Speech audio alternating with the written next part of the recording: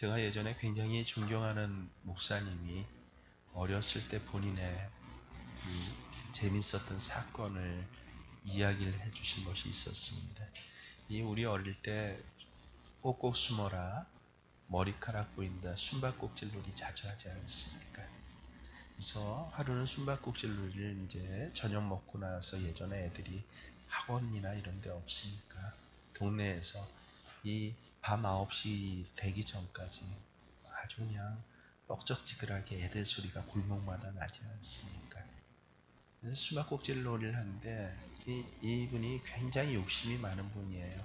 정말 꼭꼭 숨어서 술래한테 안 잡히려고 이 다른 애들은 뭐 전보살대 뒤에 숨고 쓰레기통 뒤에 숨고 하는데 세상에 옆집 담을 넘어가서 그렇게 숨으려고 욕심을 내고 그 담을 넘었다고 합니다. 근데 담을 넘어서 펄쩍 뛰어내렸는데 아프사 그 뛰어내렸던 자리가 하필이면 그 집 장독대였다고 합니다. 밟았으니 뭘 밟았습니까? 항아리 장독 뚜껑을 밟아서 그래서 장독이 여지없이 퍽 하고 깨지는데 그 소리가 얼마나 큰지요. 방 안에서 이 어른 목소리가 누구야 하고 날카롭게 들리니까 이 꼬맹이가 이 무섭기도 하고 급하니까 후다닥 옆으로 도망가려고 이 뛰어서 도망가려고 발을 짚는데 발 짚는 데마다 장독대입니다.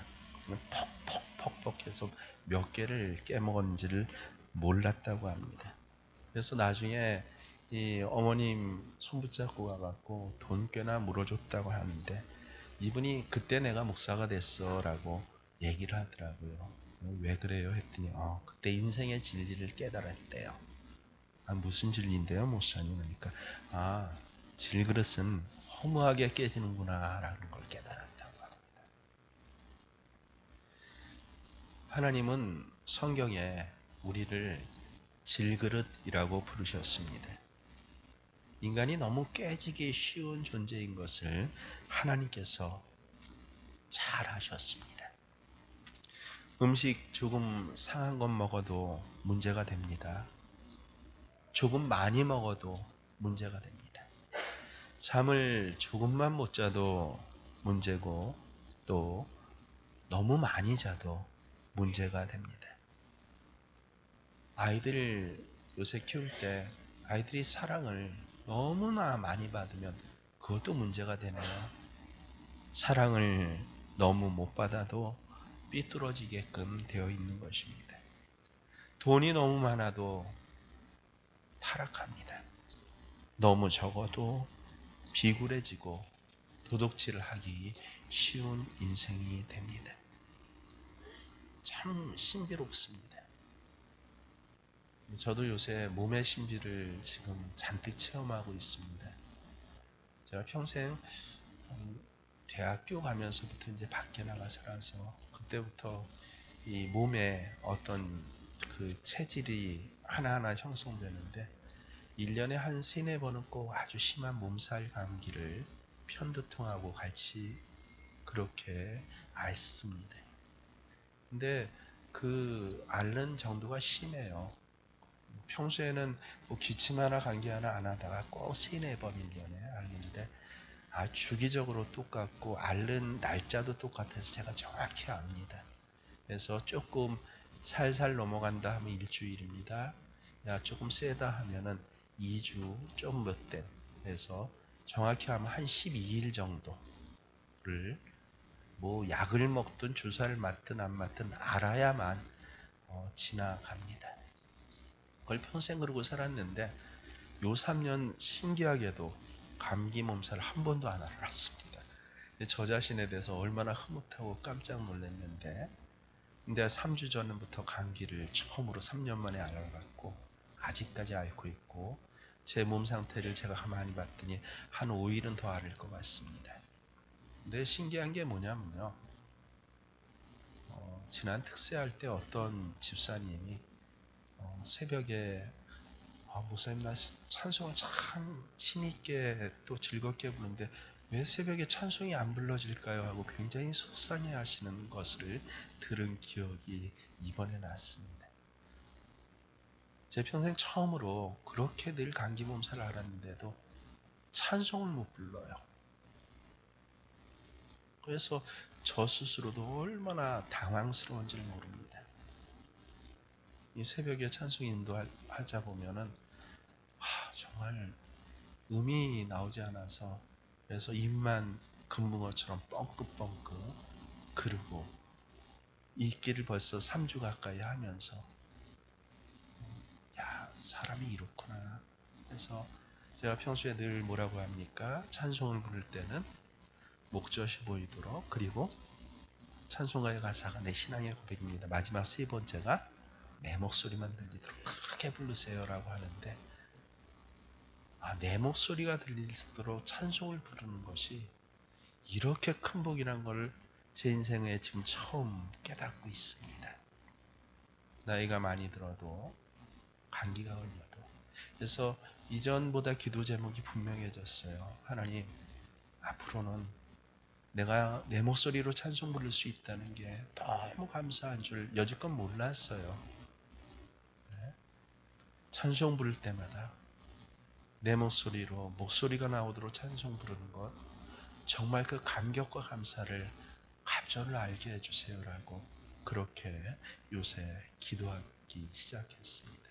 그만큼 어때요? 감기 몸살 한번 앓았다고 세상에 목사가 소리내어 찬송하지 못하는 것, 그게 누구예요? 우리 인생이구나. 세상 일 그렇게 바빠서 모든 것 할 것 같다가 조금만 어디 아프고 흰 가운 입은 사람이 한 소리만 하면 금방 어떻게 되는 것처럼 환자가 되어서 자리에 눕고 인생사에 대한 고뇌를 느껴야 되는 것, 그게 누굽니까? 우리 인간입니다. 얼마나 연약한지 모릅니다. 그러면서 하나 깨닫는 것이, 야, 하나님이 우리를 만들 때 그렇게 만드셨구나 라고 하는 거예요. 슈퍼맨으로 만드시지 아니하시고 평생 살면서 죽을 때까지 몸 한 번 아프게 모든 걸 다 해낼 수 있도록 만들지 아니하시고, 하나님이 우리를 그렇게 연약하게 만들어 놓으시고, 야, 너희 인생은 질그릇이야 라고, 그리고 나 하나님은 토기장이야 라고 그렇게 불러주셨구나 라고 하는 은혜를 더욱더 깊이 깨닫게 됩니다. 그래서 깨닫는 것이 무엇입니까? 하나님은 우리 연약한 것을 나무라시지 않는다는 것입니다, 여러분. 하나님은 우리의 연약함을 통해서 오히려 하나님께서 행하시고 도우실 일이 있다라고 성경엔 곳곳에 기록되어 있습니다. 우리는 결코 연약하지만 연약한 인생으로 끝나지 않습니다. 그래서 우리에게 보내주신 분이 누구십니까? 라고 할 때 그게 바로 보혜사 성령님이십니다. 여러분, 보혜사 우리에게는 아주 일반 용어처럼 그렇게 단어로 아주 쉽게 얘기되죠. 정확한 뜻이 무엇입니까? 보혜사, 보호해 주시고 은혜 베푸시고 사랑해 주시는 성령님, 이게 바로 성령님의 별명이에요. 근데 옛날 성경이 쓰여질 때 헬라 사람들은요, 이 개념을 도저히 이해하지를 못했습니다. 왜냐하면 헬라 사람들에겐 연약한 것은 없애야 할 것이 도울 게 아니라는 거예요. 기본 개념입니다. 그래서 연약한 것은 실패자예요. 이 지상에서 빨리 사라져야 되고 내가 그것을 없애야 되고 뛰어넘어야 할 것으로 생각해서 실제로 삶의 자리에서 연약할 때는 그 인생이 실패합니다. 노예가 됩니다. 짐승보다 못한 쓰레기와 같은 존재로 취급받게 됩니다. 그런 쓸모없는 존재를 돕는다? 이거는 있을 수가 없는 일입니다. 그래서 연약함을 돕는다라는 그 단어 자체가 없었다는 거 여러분 아십니까? 철인 정치예요. 빛나게 엘리트 정치예요. 그래서 힘 있고 지혜롭고 그리고 권세 있고 능력 있는 사람만이 대우를 받고 이들이 모든 것들을 이끌어 가야 한다라고 하는 그런 사상과 체계입니다. 연약해서 노예로 잡혀온 사람들 때리고 죽이는 것, 이것은 법뿐만 아니라 사람의 감정에도 저해되지 않았습니다. 노예로 생산량을 채우지 못할 정도로 약해졌다 하면 이거는 짐승보다 못한 것입니다. 음식만 축내는 것입니다. 그들이 그렇게 약해질 도와줘요? 아니요, 그냥 죽게 내버려 둡니다. 그래서 헬라어 단어 자체에 성령님은 보혜사 성령님이요, 이제 이 아람어 성경을 히브리어 성경을 헬라어로 번역을 해야지 이제 전 세계 사람들이 로마 권역의 사람들이 읽을 거 아닙니까? 그래서 우리의 연약함을 도우시는 성령님을 번역을 하는데 이 연약함을 돕는다라는 말 자체가 없으니까 그러니까 어떻게 했어요? 만들어냈어요. 세 단어를 무려 합쳐서 만들어낸 것이 바로 우리를 도우시는 성령님이라는 것이에요. 세 단어가 무엇입니까? 세 단어를 합쳐서 한 단어로 만들어냈는데 쉰안티 남바노나이예요. 쉰은 함께입니다. 함께 있는. 안티는 우리 많이 쓰죠. 영어로 번역해서 안티 세력하죠. 안티가 뭡니까? 뭐 적대자라고 하는데 아니, 반대편, 상대편을 의미해요. 적대자가 아니라 내 건너편에 있는 쉰, 함께, 안티, 상대편에 남바노나이 꼭 쥐고 들어 옮기다란 뜻이에요. 이 세 단어를 합쳐갖고 겨우 만들어낸 단어가 무엇이에요? 도우시는 성령. 여러분, 내 곁에서 그래서 성령님은 어떤 분이에요? 나와 함께 하시며 그리고 나를 마주보고 계시는데 그저 나하고 똑같은 위치가 아니라 어떤 분입니까? 나보다 훨씬 힘이 있고 또 절대적인, 나와 마주보고 있고 함께 있으면서도 나만 다른 분. 그래서 나를 도우시는, 어떻게 도우셔요? 들어서 옮겨주시는 도우심이에요. 참 신비롭습니다. 예전에 소풍 갈 때 여러분, 이제 저는 도시에서 이제 자라갔고 이 땅에 다 아스팔트예요. 그 예전에도 저 살던 데는 다 시에서 살았으니까 서울하고. 그래서 어쩌다 한번 이제 주로 뭐 동구릉이라든지 능이나 산으로 소풍 가면 그때마다 이제 신기하게 한 30분 쳐다보는 게 있습니다. 땅바닥에 이제 흙이고 다 잡초고 돌이잖아요. 거기 뭐가 막 지나다녀요. 애들 소풍 가면 그 김밥 하나 떨어진 거 밥풀떼기 얻어먹는 개미들이 막 신나게 지나가지 않습니까? 네, 그걸 왜 신비롭게 보고 있냐면요. 이 개미가 얼마나 작아요. 그래갖고 조금만 이 장애물이 있으면 그걸 지나가지를 못해갖고 그 앞에서 막 이 방향을 알고 방향감각이 있어서 또 나름대로 페르몬이라고 해요. 페르몬이 있어 서로 연락이 저기 가면 맛있는 게 있어 라고 하는 것을 아는데 근데 조그만 장애물이 있어도 그것을 못 가고 그 앞에서 막 뺑뺑 도는 겁니다. 그럴 때 어떻게 합니까? 저같이 착한 마음을 가진 이 학생은 그 장애물을 살짝 들어서 옆에 치워줘요. 그럼 신나게 왔다 갔다 하면서 못하던 걸 다 하잖아요. 그런 걸 너무 신기하고 한 30분 쳐다보고 있는데 그래서 제가 신한티 남바노나의 이 뜻을 정확하게 깨닫게 됐습니다. 우리 인생에 정말 나로선 감당할 수 없는 큰 장애물, 너무 어마어마한 장애물이 있잖아요. 물질의 문제일 수도 있습니다. 질병의 문제, 사람의 문제일 수 있어요. 관계의 문제에 있어서 도무지 나로선 풀 수 없고 누구를 통해서도 풀 수 없는 그런 문제들 있지 않습니까? 그 문제 앞에서 아무것도 못하고 왔다 갔다 하면서 잠도 제대로 못 자고 그러고 있을 때 놀랍게도 성령님 뭐 하시는 분이라고요? 그런 나를 마주보고 함께 계셔요. 나 혼자 있는 게 그러면서 어떻게 하시는 분이다? 문제거리를 확 들어갔고 옆으로 던져 놓으시는 분. 그분이 누구예요? 아, 그분이 보혜사 성령님이시구나. 쉬난티 남바노나이입니다. 오늘 여러분 인생의 짐 무거워서 혹시 쩔쩔 매면서 나오신 분 계십니까? 무거운 정도가 아니라 아예 집채만한 바위로 꽉 막혀 있는 분 안 계십니까? 성령님은 쉬난티 남바노마이입니다. 내 연약함을 도우시는 성령님이에요. 여러분, 내 연약함을 도대체 성령님께서 어떻게 언제 도우십니까? 우린 그것도 모르니까 하나님께서 성경에 아주 자세히 알려주십니다. 우리가 제일 연약한 부분, 제일 문제거리가 뭔지 아세요, 여러분? 오늘 질병에 걸려서 문제인가요? 여러분, 남보다 뭘 잘하지 못해서 문제입니까? 금수저 집안에서 태어나지 못해서 문제입니까? 우린 그렇게 생각해요.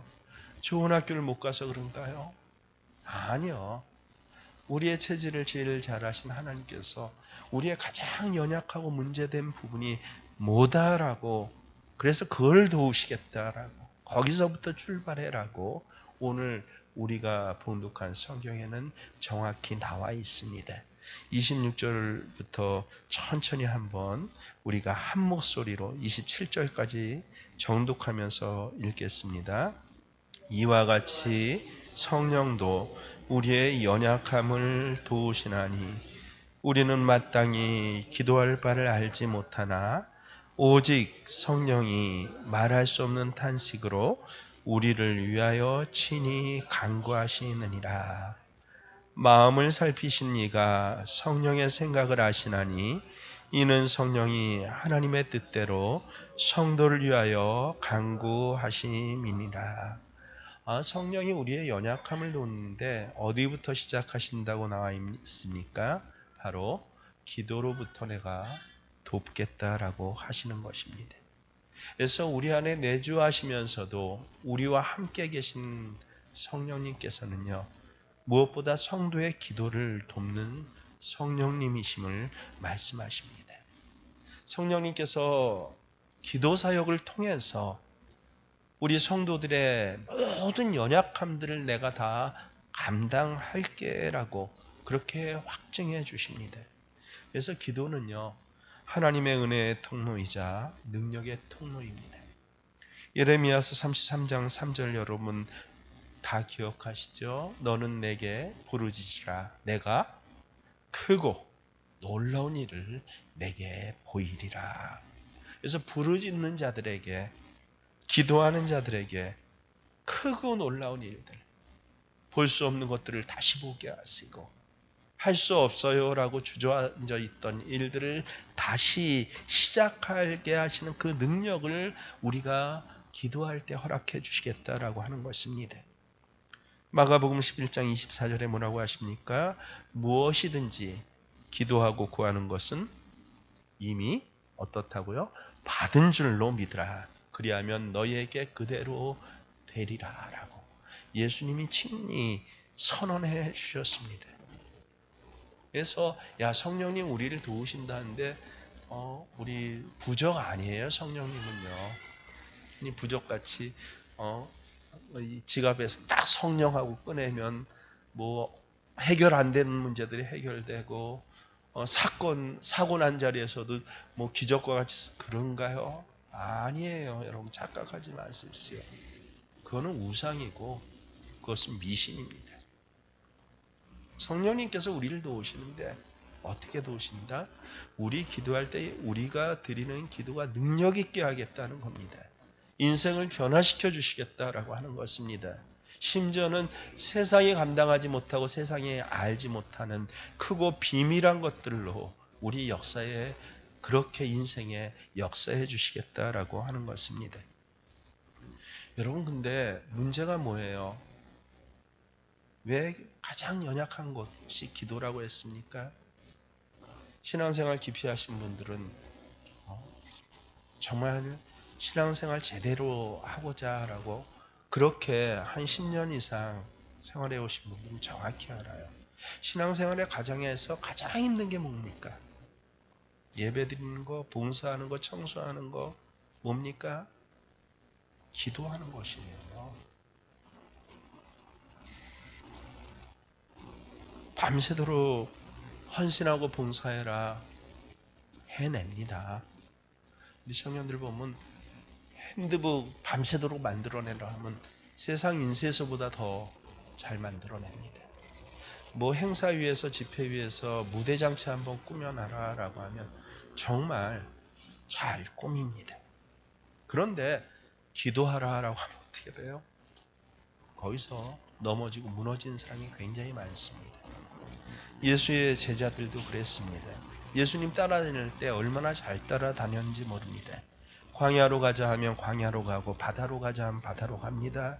죽으러 가자 하면 그래 우리가 차라리 죽겠습니다 하고 그렇게 비아냥대면서도 그 죽음의 자리에까지 따라갑니다. 근데 어디서 다 넘어졌어요? 기도하는 자리에서는 다 넘어졌습니다. 기도하는 자리에서는 다 잠들고 말았습니다. 겟세마네 동산에서 예수님께서 나를 위해서 기도해 다오 부탁하고 하시는데 잠들었어요. 3번이나 계속 와서 기도해라 기도해라 기도해라 라고 하는데도 다 잠들어 버립니다. 예수님께서 그걸 보시면서 근데 책망하지 않으세요. 왜 그래요? 기도는 노동 중에 최고의 노동이고 사람의 힘으로 되지 않는 영적인 일이고 기도는 전쟁이라는 것을 예수님이 제일 잘 하셨기 때문에 그래요. 따라서 저는 기도에 성공하는 사람은요 모든 일에 성공한다라고 믿습니다. 저희 집 가훈이 첫애 낳고 정했어요. 원래는 가훈이 없었어요. 근데 첫애가 이제 서울에서 초등학교 2학년 집에서 선생님이 가훈 써오래요 라고 아마 해갖고 한참을 고민을 했어요. 우리 집 가훈 뭐를 쓸까? 굉장히 멋진 말들, 명언들이 막 떠올랐습니다. 우리나라 유명한 뼈대 있는 집안들의 몇 가지 가훈들이 또 역사를 배웠으니까 잘 알잖아요. 떠오르는데 근데 갑자기 이 성령께서 그때 제게 주신 깨달음이요. 가훈을 왜 적었냐? 그 집안이 잘 되라고 후손들에게 전하는 건 아닙니까? 내 집안이 잘 되기 위해서 나는 내 자식들에게 뭘 전해줘야 할까? 남이 듣기 좋은 게 아니라. 그러니까 대뜸 그냥 3초도 안 돼갖고 그 질문이 정해지니까 정답이 나옵니다. 그래서 아이에게 그래서 저희 아이 초등학교 2학년 때부터 저희 집안에 가훈이를 해서 오늘날까지 이루어지고 있습니다. 그 가훈이 뭔지 아십니까? 예배에 성공하면 인생에 성공한다예요. 기도에 성공하면요 인생이 성공 정도가 아니라 충만해집니다. 저는 그래서 기도에 성공하는 사람들은요 나머지 모든 것들을 감당할 수 있다라고 그가 지금 현재 어떤 모양이든지 어떤 상태이든지 지식이 있든지 없든지 나이가 많든지 적든지 건강하든지 병든 자리에 누워있든지 간에 기도에 성공하면 저 인생은 충만해져요. 성공 정도가 아니라. 왜 그렇습니까? 성령께서 그렇게 그를 붙잡아서 승리케 하시기 때문에 그렇습니다. 그래서 18세기 유명한 한 목사님 뭐라고 얘기했습니까? 모든 질병이 감기에서 시작되듯이 모든 신앙의 문제는 기도의 부재에서 시작됩니다. 목회하면 할수록 정말 맞습니다. 언제 저 사람이 신앙적으로 문제가 생깁니까? 세상에 일이 있고 병 걸렸을 때 문제가 생깁니까? 가정에 사건 사고가 있고 뭐가 문제가 생겼어? 아니요. 기도의 자리에 빠지기 시작하고 그 시간이 세상에 빼앗기 시작하면서 그 인생은 반드시 문제 생깁니다. 신앙생활만 문제 생긴 줄 아세요? 아니요. 세상 일에도 문제가 생깁니다. 회복이 안 돼요. 어떻게 해도 회복이 안 됩니다. 정말 맞는 소리예요. 폐렴과 그 죽을 병에 이른 모든 것들이 관계에서 시작되듯이 그 인생의 영적이고 그리고 인생의 현실적인 부분에서 죽을 병은 어디부터 생긴다? 기도의 부재로부터 이제 서서히 시작되는 것입니다. 그러면 서로 기도한다고 그 자리에 앉습니다. 그럼 기도하게 되나요? 우리 잘 알아요. 하나님 무엇보다 아셨어요. 기도하고 싶지만 뭐 한다? 오늘 말씀해 보면 기도할 바를 알지 못한다. 우리는 기도할 줄 몰라요. 사실 그렇지 않습니까? 주일학교 때부터 애들에게 기도하는 법을 아예 가르쳐요. 시청각 교육이 좋다 해서 기도손 기도법까지 만들어내서 가르칩니다. 두 손 모으고 눈 감고 예수님 생각하면서 기도하세요. 두 손 모으고 눈 감고 예수님 하고 기도 시작할 수는 있어요. 근데 여러분 무엇을 기도하십니까? 인생의 어려운 문제를 만났을 때 낙심하고 절망스러울 때 여러분 어떤 기도가 나오시던가요? 저를 보니까요. 기도하는 법을 그대로 기도하는 자세로 앉았는데 기도 나옵니까? 처음에는 한숨만 나오대요. 한탄만 나옵니다. 때로는 내 속이 부글부글 끓는 분노가 나옵니다.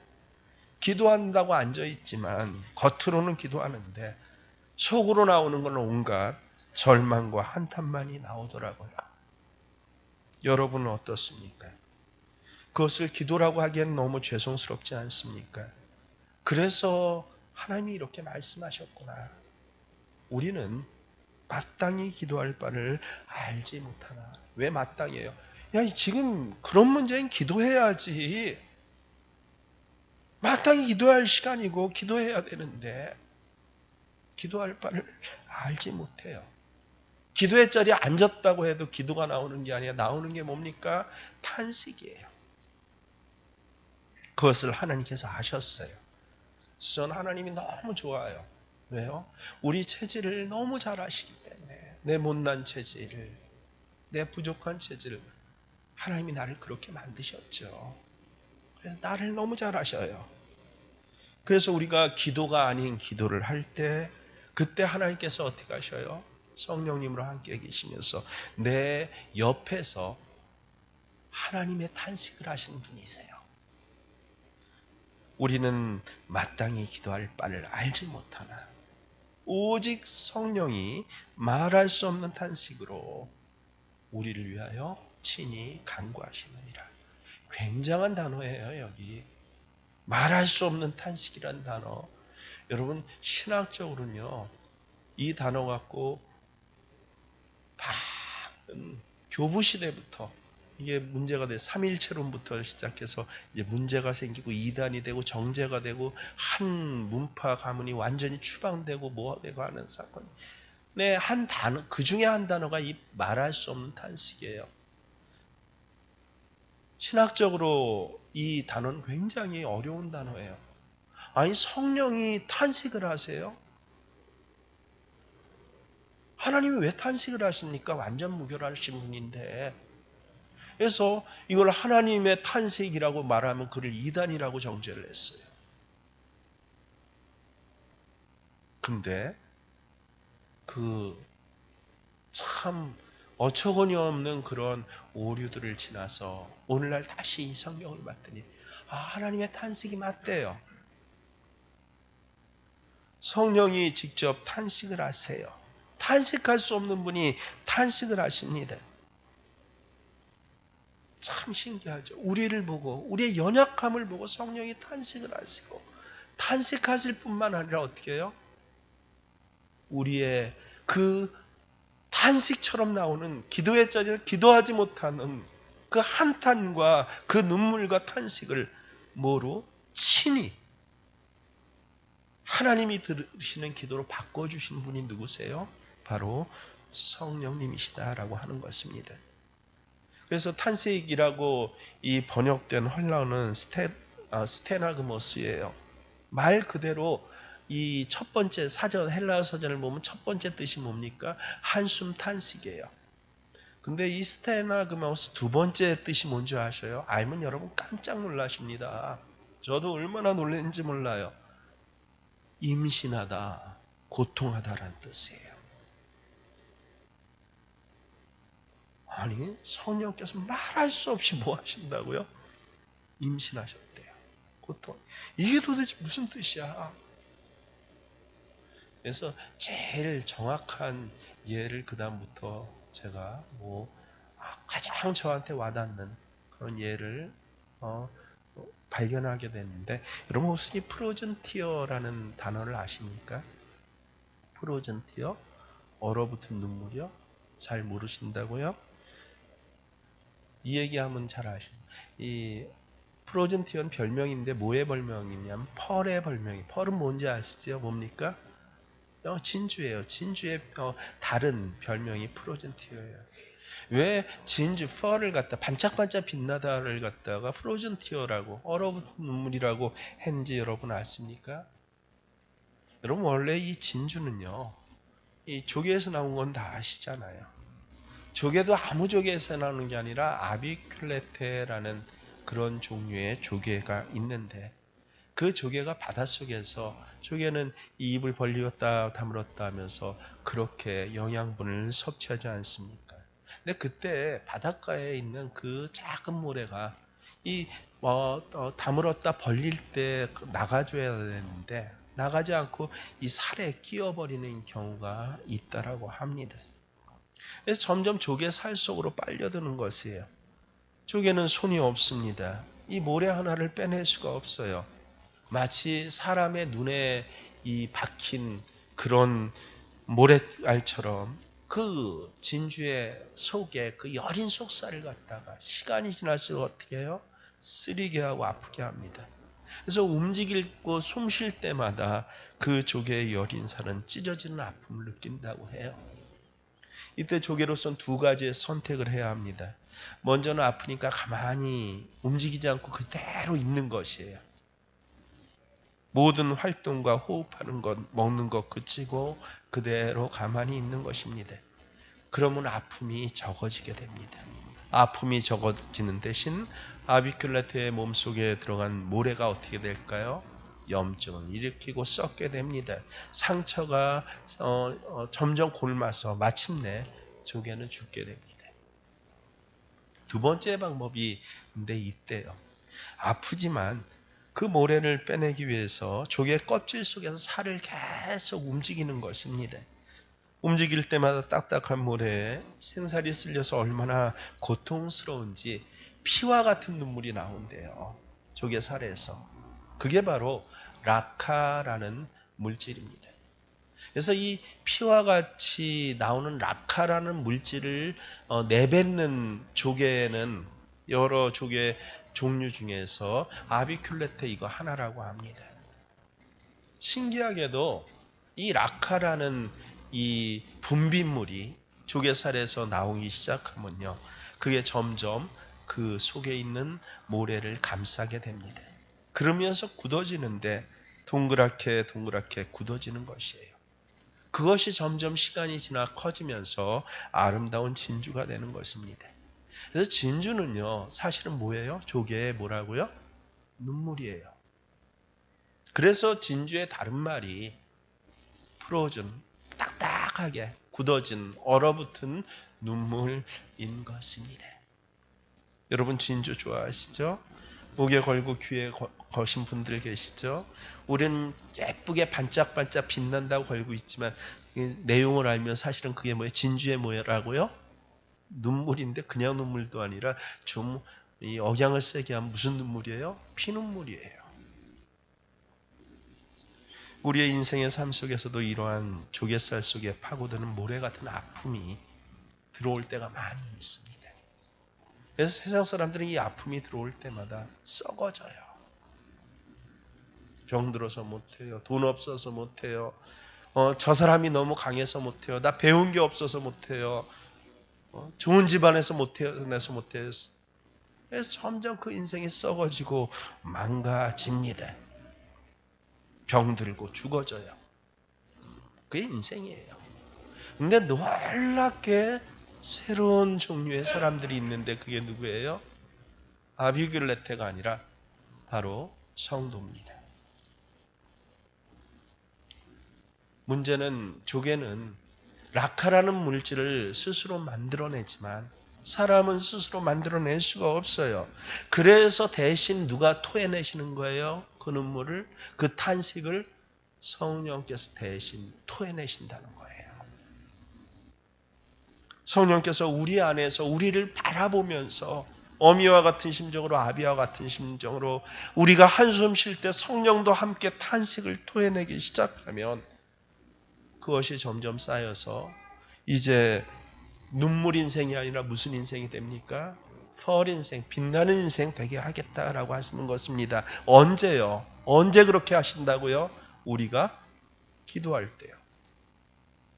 그러니 기도 안 하면 세상 일 바쁘다고 기도하고 안 하고 아프다고 기도 안 하고 문제 있다고 기도 안 하면 눈물 인생은 그냥 썩은 인생으로 끝나게 됩니다. 그게 하나님께서 우리 하나님의 자녀들을 만드신 법칙이에요. 그래서 사탄은 우리의 신앙을 뺏어가기 위해서 다른 거 뺏지 않아요. 제일 먼저 기도 시간을 뺏어가고 두 번째 예배 시간 뺏어가면 끝납니다. 그 인생은요. 그렇습니다. 성령님은 나 대신 탄식해 주시고 내가 기도 아닌 탄식, 기도인지 탄식인지도 모르는 이 한숨을 내쉴 때 하나님 앞에서 이 한숨을 내쉴 때 성령께서는 나 대신 친히 하나님 앞에 간구해 주십니다. 여러분의 인생 속에 들어온 눈물 나게 하는 문제들 있죠? 그 속에서 얼마나 실망하고 계십니까? 진주 속살과 같이 너무 연약한 난데 어쩔 수 없는 이 바위덩어리 같은 문제 때문에 얼마나 좌절하고 계십니까? 남편도 모르게 자식도 모르게 흘려온 눈물이 얼마나 많습니까? 기억하십시오. 나 혼자 울면 그냥 눈물이에요. 하지만 성령님 앞에 나와서 울면 그 눈물은 그냥 눈물로 끝나지 아니하고 성령의 탄식으로, 그래서 내 눈물을 낙하로 바꿔주신 성령님이십니다. 그것이 바로 뭐예요? 말할 수 없는 탄식으로. 뭐라 세상 말로는 표현할 수 없는 탄식이에요. 하나님의 사랑의 깊이와 하나님의 사랑의 높이는요, 표현할 수 없습니다. 말로 다 할 수 없어요. 그 놀라운 사랑으로 보혜사 우리의 연약함을 도우시는 이 성령님을 여러분 이제 만나시고 함께 하시길 주의 이름으로 축원합니다. 참 연약해서 탄식거리가 많아서 그래서 주 앞에 나오게 하심을 감사를 드립니다. 상한 마음으로 세상을 향하여 맞서지 아니하도록 주께서 오히려 인도하시고 성령 앞에서 기도하는 한숨을 쉴지라도 성령께서 오늘 약속의 말씀으로 우리의 눈물이 눈물 아닌 세상에 빛나는 진주가 되게 하시는 그 놀라운 역사가 우리 인생에 그대로 이루어짐을 나 보게 하여 주시옵소서. 이제는 우리 주 예수 그리스도의 은혜와 하나님 우리 아버지의 지극하신 사랑하시니 성령님께서는 말할 수 없는 탄식으로 우리를 위해 친히 간구하시며 동행하시는 역사하시니 오늘 모든 아멘의 예배자들에게 있어지기를 간절히 축원하옵나이다.